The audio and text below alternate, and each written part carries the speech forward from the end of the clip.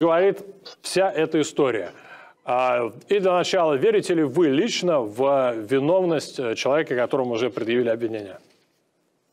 Такое тяжелое обвинение, как обвинение в убийстве, не подразумевает веры или не веры. Оно подразумевает доказательства.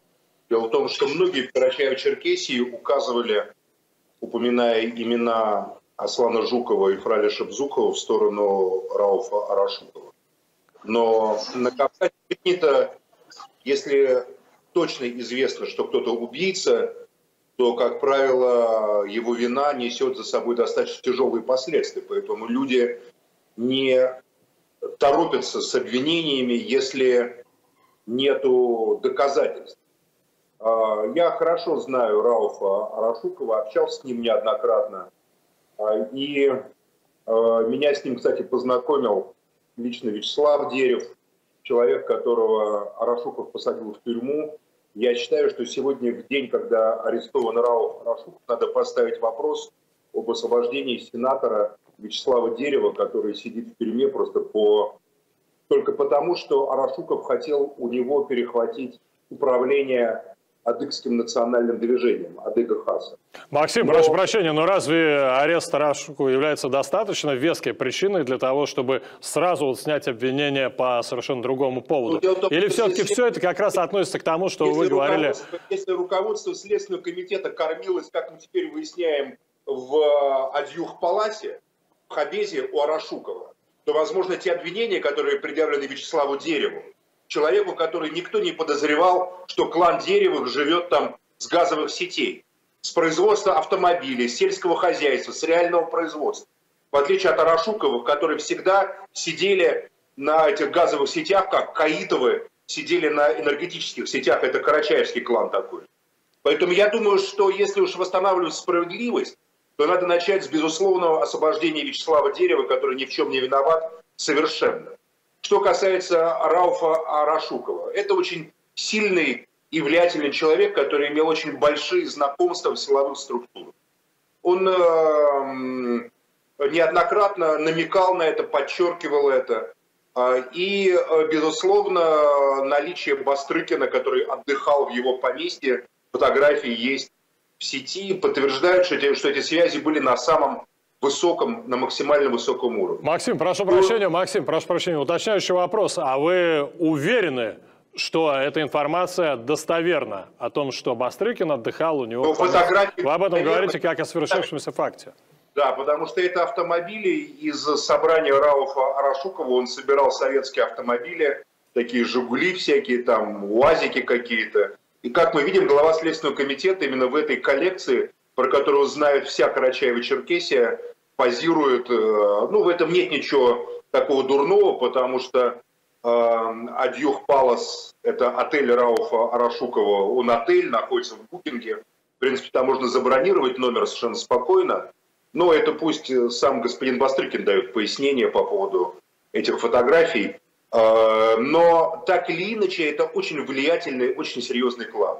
Что касается адыгского движения, черкесов, то, безусловно, Вячеслав Дерев, которого люди любили, как и его старшего брата покойного Стаса, просто потому что они являются лидерами.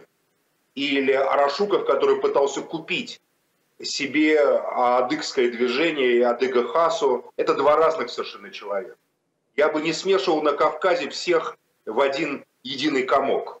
Арашуков пытался всегда подмять под себя адыгское национальное движение, руководствуясь своими амбициями и используя деньги. Поэтому я думаю, что если государство сейчас не восстановит эту справедливость и не освободит Дерева, и просто не начнет нормальные разговоры с адыгами, то, ну да, у адыгов будет, безусловно, ощущение, что, знаете ли, погиб сенатор Кажаров, Альберт Кажаров в автокатастрофе. Арестован Арашуков, может быть, из-за дела даже. Сидит Дерев. Поэтому вы начали с вопроса о том, как это воспринимают. Да, адыги воспринимают достаточно болезненно многие вещи, хотя я считаю, что Арашукову есть в чем давать пояснения, в чем давать показания. И есть вопросы, на которые, безусловно, хотелось бы получить от Рауфа Арашукова самые подробные ответы. В частности, по смерти Аслана Жукова и Фраля Шабзу. Максим, спасибо. Оставайтесь с нами. Вопрос Сергею. Сейчас цепляю его. Сергей, на ваш взгляд, ну понятно, что это скандал уже федерального масштаба, это не скандал исключительно республиканский, потому что сенатор, Совет Федерации, не каждый день действительно такое происходит. А какие политические последствия он за собой повлечет для развития, извините за тавтологию, политического процесса в самой России? Прежде всего, мне, как бывшему члену Верховного Совета СССР еще времен Горбачевских, крайне горько, что парламент оказывается в таком состоянии, когда по существу в его стенах проводится спецоперация, а один из сенаторов, членов Совета Федерации, оказывается под такими обвинениями. Понятно, что это дальнейшее падение авторитета представительной власти, которая и так у нас стоит не очень, чтобы сильно. И понятно, что в целом это показывает очень ярко то, что и наши федеральные структуры, силовые структуры крайне плохо справляются со своей работой, вот, по крайней мере, в районе Кавказа. Если мы посмотрим, у нас все следственные силовые структуры целиком вертикально подчиняются центру. Все судьи практически, кроме мировых судей, назначены президентом, финансируются из центра.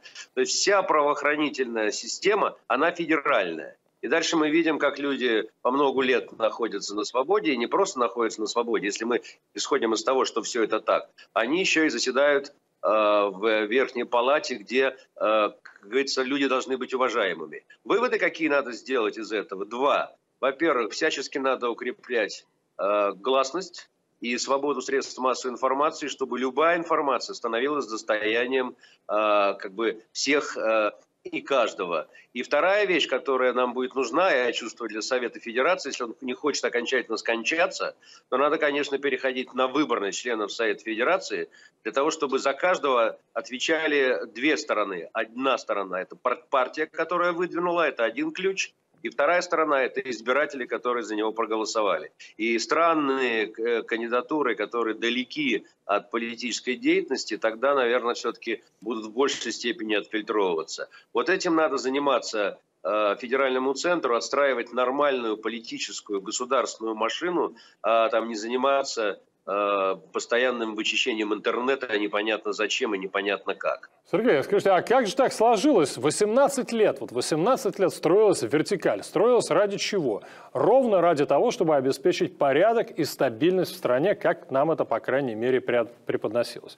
И ради именно этого, ради порядка, стабильности, ради того, чтобы из центра было удобно управлять, в том числе регионами, и, ну, насколько я понимаю, были приняты те решения, которые были приняты. В частности, устранены выборы губернаторов. Если помним, это произошло после Беслана. Опять же, Кавказ, да? Ну, а теперь мы должны возвращаться, значит, к прямым выборам губернаторов опять. А зачем все это тогда потребовалось? Я понимаю, что это немножко общий вопрос, и тем не менее. Это вопрос очень правильный, он совершенно в корень. Если мы откроем Конституцию, то мы увидим, что она построена на горизонталях. Относительно автономные, самостоятельные уровни власти, местное самоуправление, субъекты федерации и федеральные власти, получающие мандат из рук народа, а не откуда-то сверху. А мы стали строить вертикаль, ломая те принципы, которые заложены в Конституцию. Известно, что если вы строите заизолированную, замкнутую вертикаль, то там просто пышным цветом расцветает коррупция и криминал, потому что никаким образом вы не в состоянии эту систему вычищать. Это колоссальная иллюзия, что сверху можно полностью расставить правильных людей на основании пирамиды, и вы сможете построить порядок. Вот так порядок еще никогда не получался. Такая система хорошо работает в мобилизационном режиме в условиях там, войны, стихийных бедствий. Но если вам надо долгосрочно развиваться, строить нормально функционирующую страну, то это не вертикаль. Сегодня это горизонтали, сегодня это самостоятельно функционирующие уровни власти. Нам к этому придется возвращаться, если мы хотим хоть как-то включаться в соревнования с другими странами мира и показывать нормальные результаты, да просто создавать хорошие условия жизни для каждого из наших граждан. Максим, Это было ошибочно. спасибо, Сергей. Да. Максим, вот мы с вами вместе были до недавних пор совсем членами СПЧ при президенте. Я не раз был свидетелем того, как вы вставали, задавали Путину довольно неприятные вопросы, касающиеся как раз всего происходящего на Кавказе, давали советы, очень конкретные, основанные на вашей глубокой, на самом деле, компетенции, знания того, что там происходит. И, как я понимаю, в какой-то момент разочаровались, потому что эти советы особенно никто не слушал. Если бы сейчас была возможность посоветовать высшей исполнительной власти, как себя вести на Кавказе, дабы избежать полнейшей дестабилизации ситуации, которой, по-моему, пахнет. Что бы вы сделали, что бы вы сказали? На Кавказе надо вести себя так же, как кто будет сенатором от какого-то региона. Я очень уважаю Сергея, но я не согласен только с одним. Я считаю, что это не вопрос политики.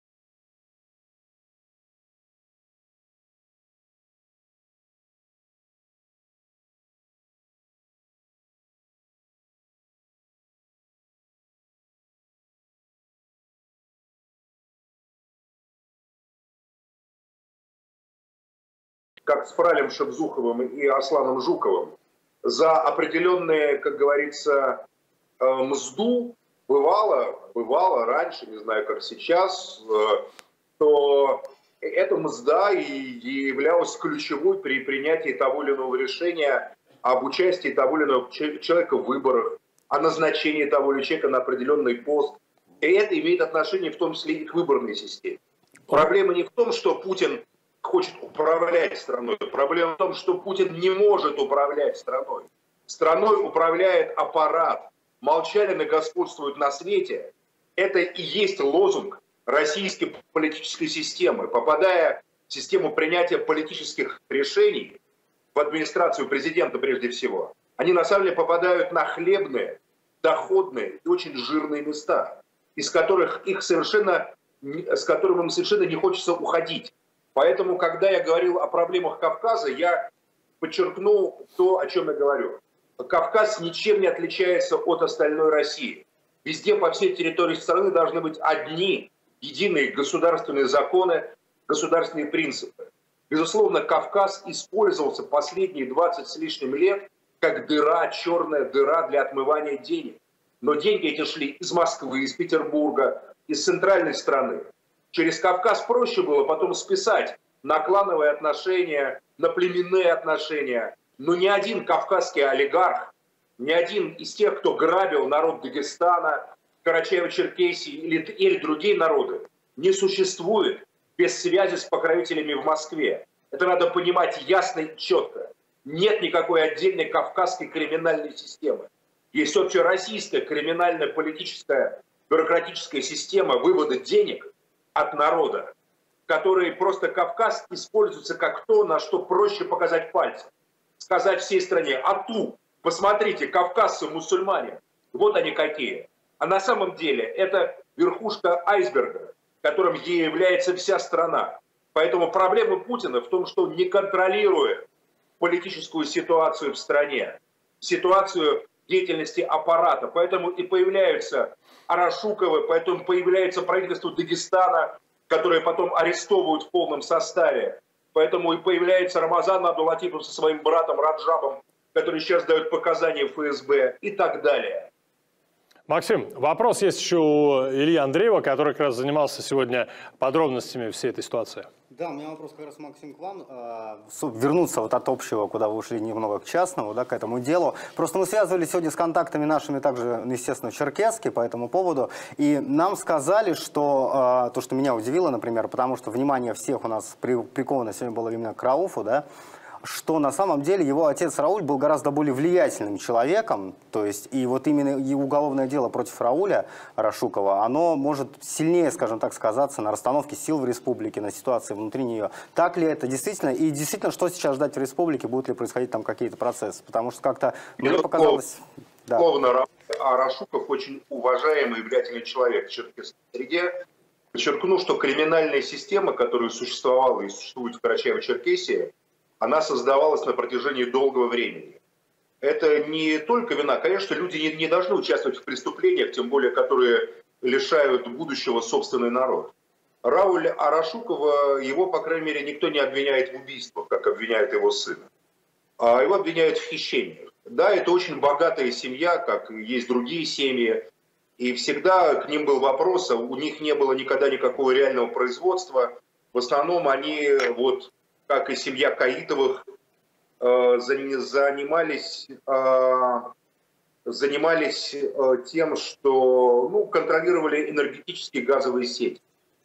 Поэтому на самом деле здесь, как мне представляется, у Рауля просто была беда такая в семье. В какой-то момент он случайно во дворе задавил своего маленького сына. Поэтому мне не очень удобно говорить про Рауля Арашукова. Здесь есть определенная этика.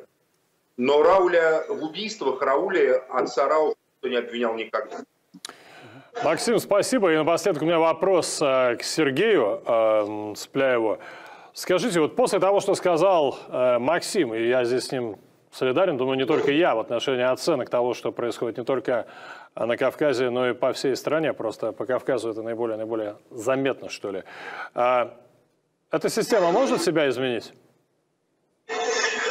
Очень тяжело, но система меняется, когда люди осознают, что так дальше жить нельзя, и что что-то надо делать. И потом бывает в значительной степени случайность, когда к власти прорывается группа людей, которая действительно хочет сделать результат, а не набить себе карманы. И думает о том, что да, появляется исторический шанс сделать что-то приличное из страны.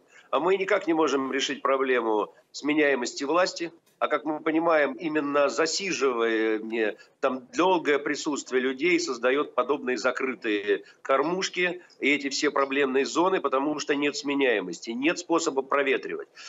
Конкуренция политическая, это все придется запускать. Я думаю, что постепенно мы все-таки осознаем, что это будет необходимо. Есть надежда, как всегда, на новые поколения, и просто это сделаем. А у нас нет других вариантов. Иначе мы просто как страна уйдем с исторической арены и, может быть, даже и просто начнем рассыпаться на части, если будем продолжать в том же духе. А многие страны находились в трудном положении, и мы прекрасно понимаем, что очень тяжело и Германия строила, например, свою государственность, и во Франции колоссальное количество проблем, но исторически они справились. И я думаю, что мы тоже справимся, если просто будем делать правильные выводы из произошедшего. Еще раз подчеркну, любая закрытая, замкнутая, неконкурентная система мгновенно становится рассадником преступности, коррупционности и кумовства. Вот мы, собственно говоря, еще раз все это увидели в полный рост, ничего удивительного, вследствие неправильно выбранного курса по строительству государственной машины. Спасибо. Сергей Цепляев, Максим Шевченко, Илья Андреев в нашем разговоре о том, что происходит не только на Кавказе, во всей России.